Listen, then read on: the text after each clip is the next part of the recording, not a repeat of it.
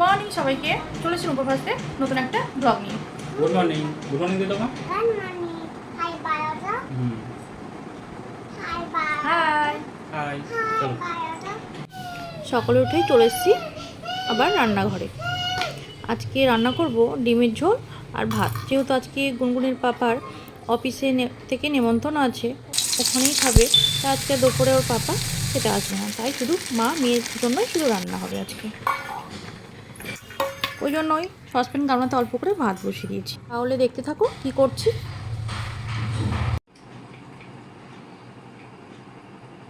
আমরা এখন সন্ধ্যে টিফিন করে নেবো চা বিস্কুট।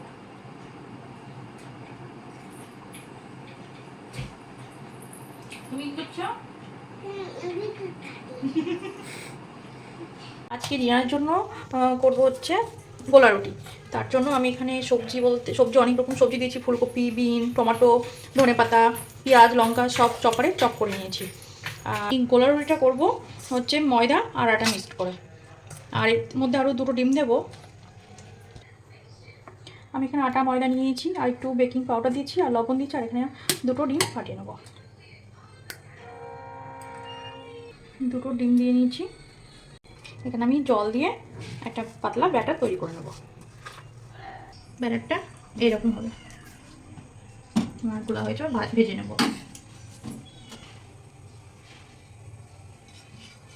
আমি ননস্টিকের প্যান হলো, এখানে একটু হালকা অয়েল ব্রাশ করে নিচ্ছি। খুব তেল দিয়ে ভাজবো না, জাস্ট সামান্য ব্রাশ করে দেবো।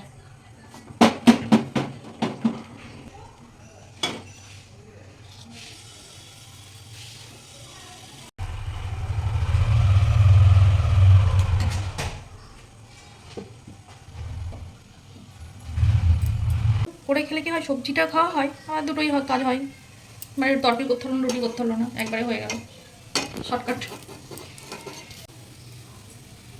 এটা কি হেলদি হলো, চটজলদি হেলদি পুষ্টিকর খাবার একটা। আর আমি এইভাবেই সবগুলো ভেজে নেব। এটা বাচ্চারাও ভালোবাসবে খেতে, কারণ বাচ্চাদের আবার সবজিটাও খেতে পারবে। অনেকে সবজি খায় না, বেশ সবজিটা খেতে পারবে। ব্যাস, এটা হয়েছে, তুলে নেবো। তাহলে আমি এখন এইগুলো সবগুলো ভেজে নেবো, তারপরে আমরা ডিনার করে নেবো। আর তাহলে আজকের মতো ব্লগটা আমি এখানেই শেষ করছি।